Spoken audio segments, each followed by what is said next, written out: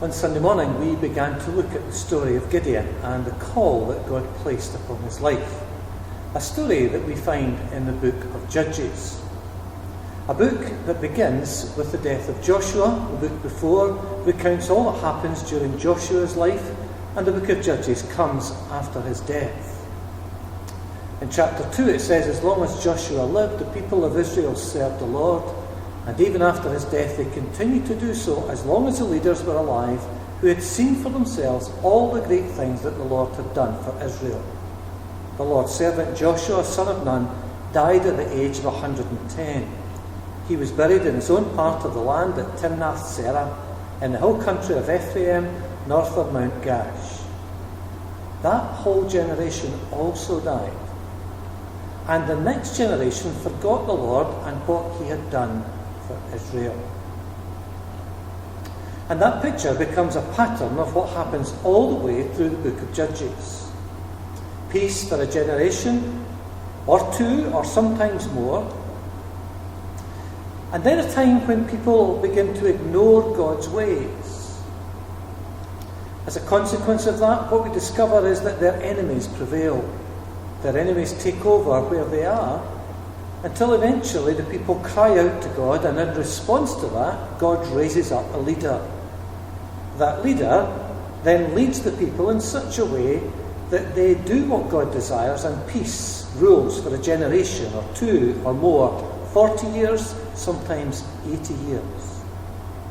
A pattern which doesn't seem to be broken, keeps on going.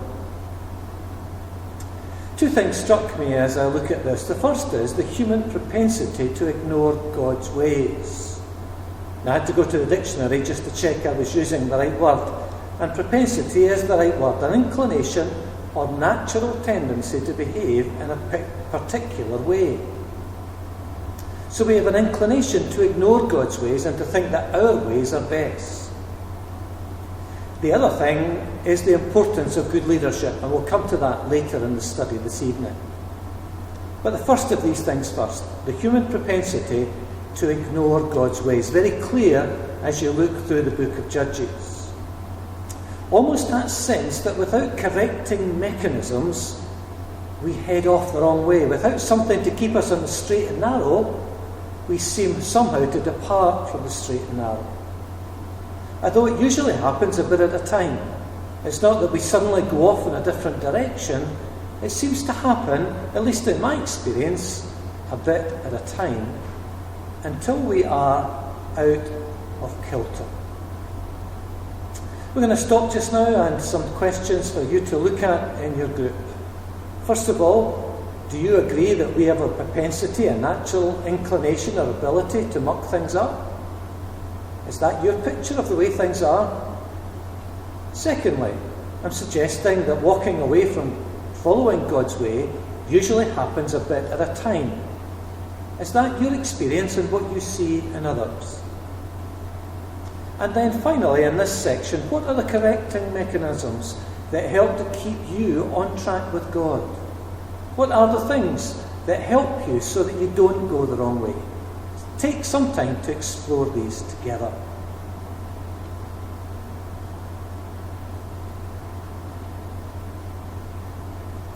I don't know how you answered that first question, but I do know that the answer to that question from Paul would undoubtedly be that we have that ability.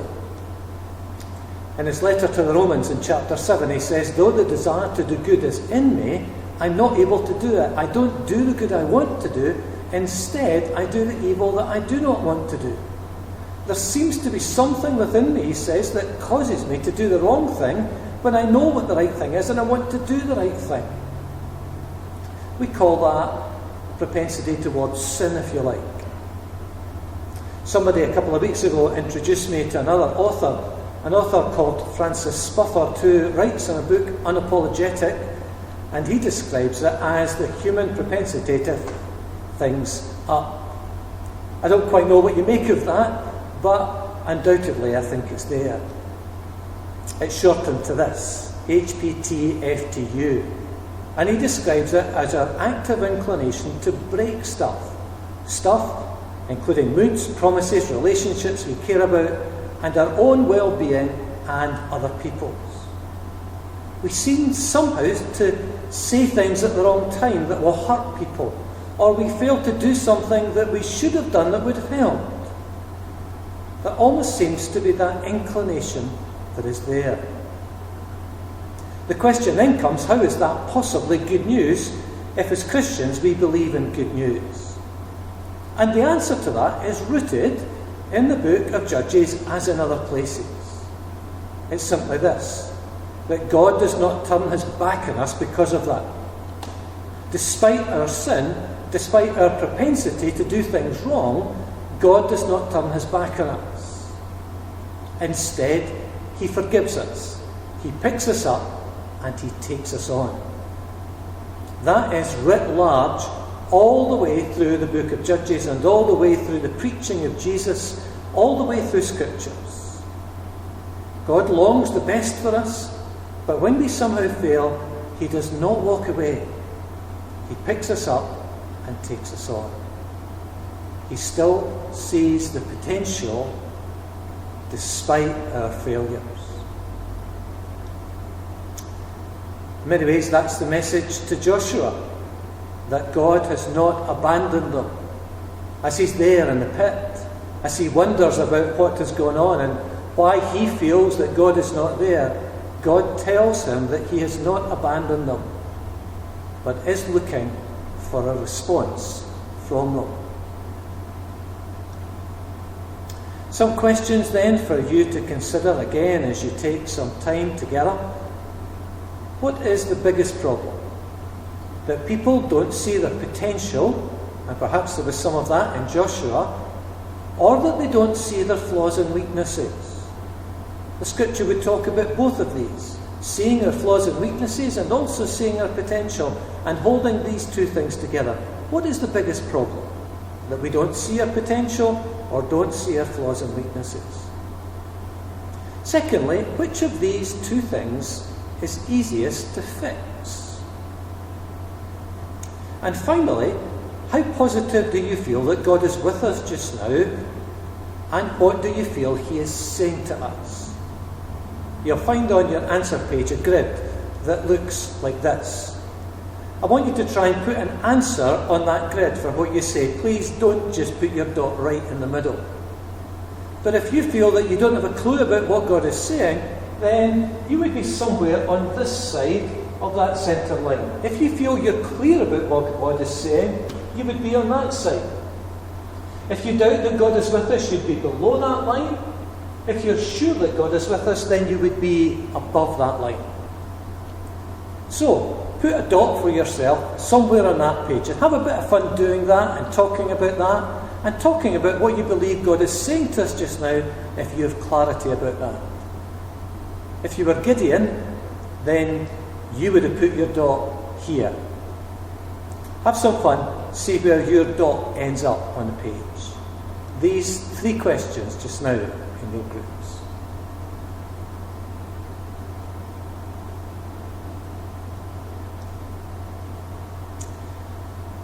The other thing I said that we would look at this evening is the importance of good leadership.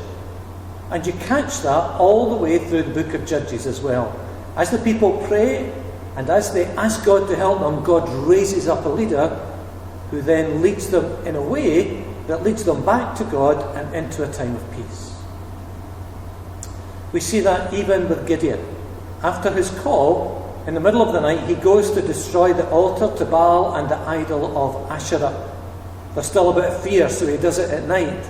And when he wakes up in the morning, actually they're gunning for him, they're looking for him, they want to kill him. And yet in that moment he's ready to stand and say, if Baal is for real, he doesn't need you to stand up for him.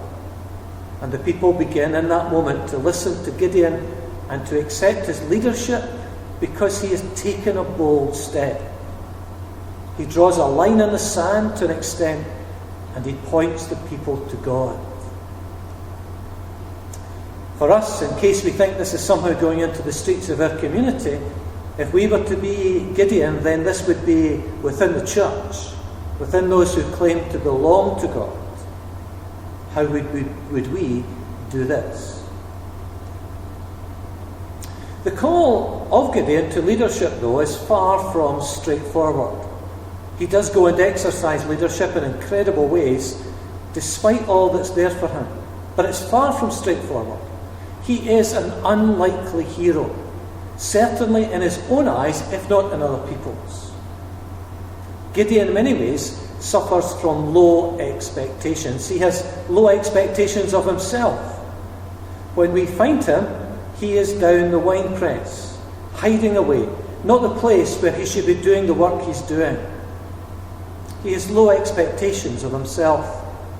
I am the least important member of my clan. My clan is the least important. He also has low expectations of God. If you say you are with us, why is all of this happening, he says. He doesn't expect that what God did before, he will do again. He is in a hole. Literally and metaphorically, he sees no way out of the situation that they are in. He is in a pit. And perhaps for him, there is a measure of frustration. And yet what we discover is that God is gentle with him. God deals with him in that moment. God doesn't get on to him, but actually deals gently with him to take him to the place where he needs to be. A final set of questions then as we come and share in this time. First of all, in what ways are you like Gideon? Can you see yourself in him? Secondly, in your view, what makes a good leader? And then looking at your own life, and this may be quite surprising, but in what ways do you exercise leadership? In your family, where you work, in the church? What ways do you exercise leadership? And finally, does providing leadership weigh heavily on you as a burden? Or how do you feel about it?